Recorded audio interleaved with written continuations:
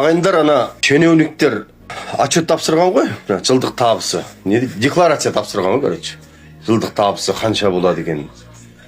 Сөйтсе, Алматының әкімі болған Ерболат Досаев бір жылда 14 миллион теңге тапқан екен.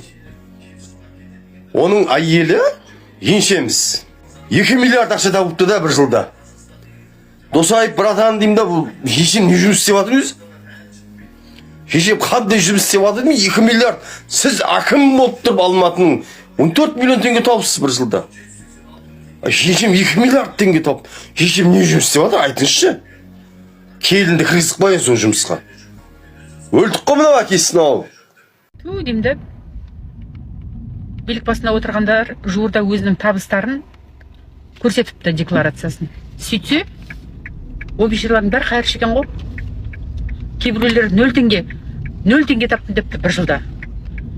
Сонда халықтың азаннан кешке шейін шырылдап, жүгіріп жүріп, халықтың қамын ойлап жүріп, тегін жұмыс істеген ба деймді.